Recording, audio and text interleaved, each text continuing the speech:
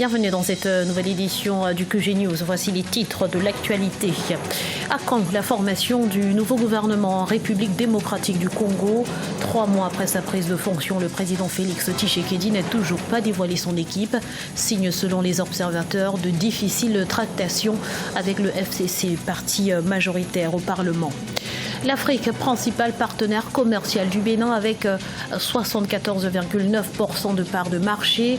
Le Nigeria reste l'allié privilégié avec des échanges à hauteur de 842 637 000 francs CFA en 2017. Et puis la Nairobi Securities Exchange à la conquête des investisseurs. Un programme d'incubation dénommé Ibuka a été lancé pour préparer les entreprises à effectuer leur premier pas en bourse.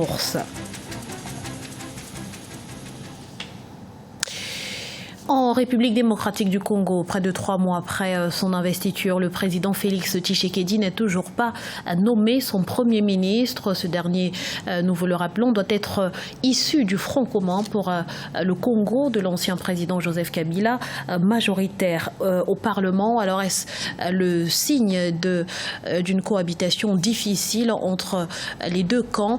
Jacques Amboka, notre correspondant à Kinshasa, nous apporte quelques éléments de réponse.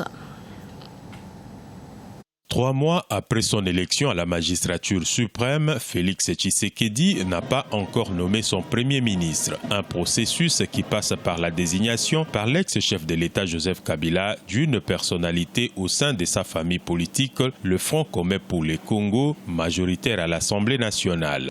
Le temps que prend le président Tshisekedi, c'est de pouvoir s'assurer qu'il va nommer un gouvernement qui va réellement accompagner sa vision, pas un gouvernement qui fera la vision d'une autre autorité, mais un gouvernement qui va appliquer le projet de société que lui a présenté à la population. C'est une difficile cohabitation entre les partis au pouvoir et le FCC, selon de nombreux observateurs. Le manque de consensus au scrutin des gouverneurs et vice-gouverneurs serait une parfaite illustration. Si certains s'interrogent sur les commandes de l'exécution du programme du chef de l'État dans ces contextes, d'autres analystes estiment que le chef de l'État aura bel et bien le contrôle de la situation. Dire que le président de la République ne sera pas à mesure de mettre en œuvre ce programme, je crois, c'est exagéré. Moi, je pense que la Constitution a défini comment le programme du gouvernement est élaboré et le président de la République pourra réaliser effectivement ce programme. Le président de la République compte par ailleurs proposer à la famille de l'ex-chef de l'État un code de bonne conduite. Ceci sera le gage d'un partenariat qui va définir comment ces deux familles politiques, l'une à la tête du pays et l'autre majoritaire au Parlement et à la tête de presque toutes les provinces, vont gérer le pays au cours des 5 prochaines années.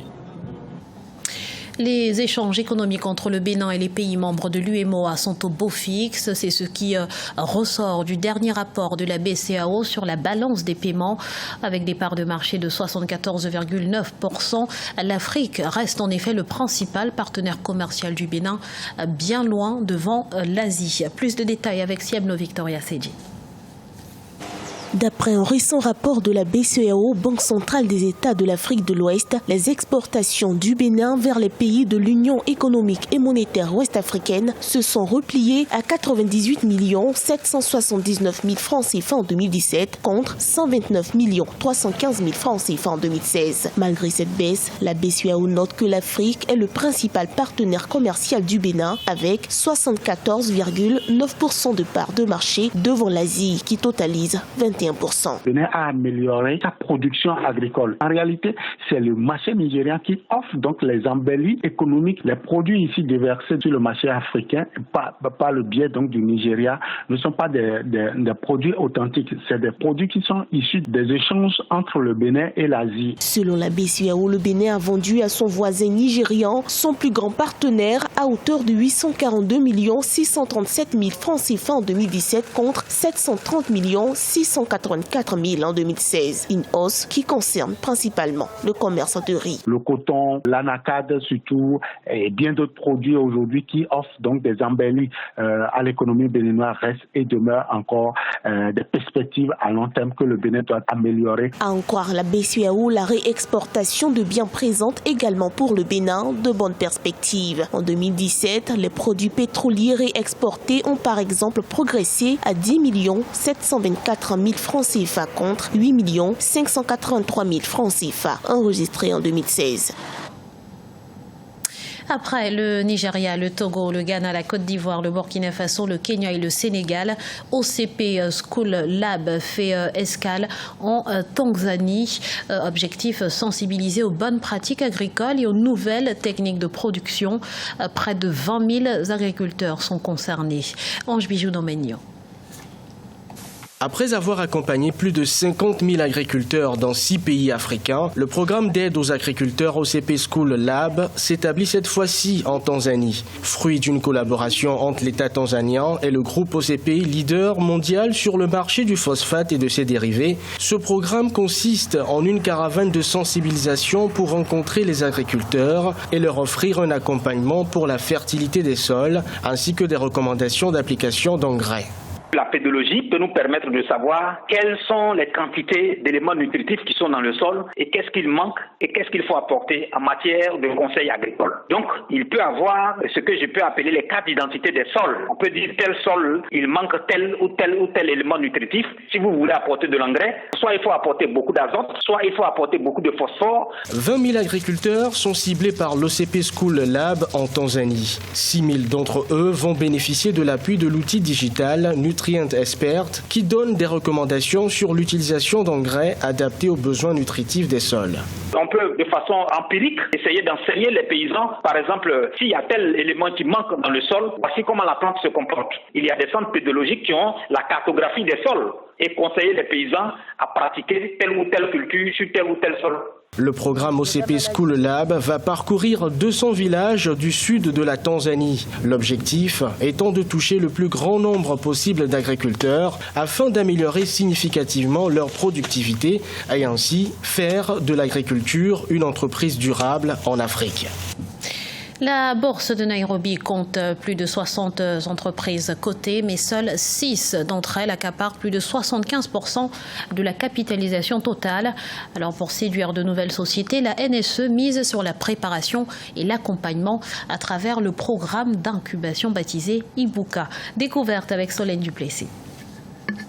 La bourse kenyane Nairobi Securities Exchange a lancé un programme d'incubation afin de préparer les entreprises en démarrage à entrer en bourse. Un programme baptisé Ibuka, l'objectif, offrir aux entreprises africaines la possibilité de mobiliser des financements abordables à long terme pour étendre leur activité et faire du pays une plaque tournante financière en Afrique. Au lieu d'attendre que les entreprises arrivent sur le marché quand elles sont prêtes, nous voulons les préparer. Une entreprise qui passera par une phase d'incubation, d'accélération et de référencement sera une entreprise beaucoup plus solide. Nous voulons encourager les entreprises africaines, cotées de grande qualité, à inscrire leurs actions à la bourse du Kenya afin qu'ils puissent améliorer la liquidité des marchés financiers du pays. Ce programme d'incubation permet aux entreprises d'avoir accès à des formations sur la gouvernance d'entreprise et les aide à élargir leur réseau. Depuis son lancement en décembre 2018, 6 entreprises ont été admises. C'est le cas de Globetrotter Agency, une agence de voyage. Nous voulons croître. Qu'il s'agisse d'une injection de capital ou de la croissance du marché, nous voulons être reconnus au niveau mondial. C'est la raison pour laquelle nous avons rejoint la plateforme pour pouvoir nous développer. La Nairobi Securities Exchange gère des volumes de transactions moyens de 8 à 10 millions de dollars, des transactions dominées par les actions de quelques grandes entreprises. 3 autres sociétés privées devraient inscrire leurs actions sur le principal segment de marché.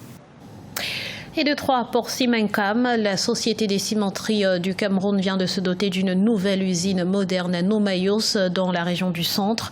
Une 3e usine qui permettra à l'entreprise de se rapprocher de la clientèle et de desservir 3 nouvelles régions, mais également la République centrafricaine. On fait le point avec Neil et Claude Bessa.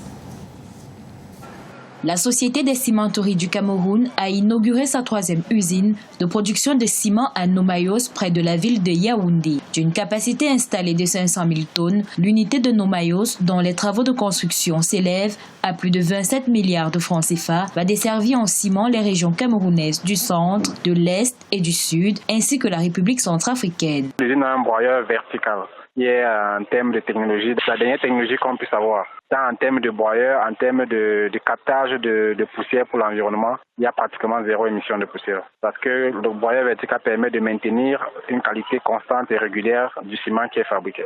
Pour les observateurs, l'entrée en service de la cimenterie de Nomayos apparaît comme une stratégie de reconquête du leadership sur le marché du ciment au Cameroun. Déjà, la Société des cimenteries du Cameroun propose une diversification de la gamme de ses produits ainsi que la production du béton prêt à l'emploi. Pour le moment, l'usine de Nomayos ne fait qu'un seul produit robuste des King comme on l'appelle. C'est le seul produit qui est fait pour le moment sur le site de Nomayos. Tous les autres types sont produits à Douala. Donc actuellement, l'usine de Nomayos, c'est un seul type de ciment. L'ouverture de la cimenterie de Nomayos permet à la Société des cimenteries du Cameroun de projeter sa capacité totale à 2,2 millions de tonnes devant son principal rival, Dangote Cameroun, qui totalise actuellement 1,5 million de tonnes. Ce journal a été réalisé par l'ensemble de la rédaction. Merci pour votre fidélité. Dans un instant, une nouvelle édition de l'actualité sur Africa 24.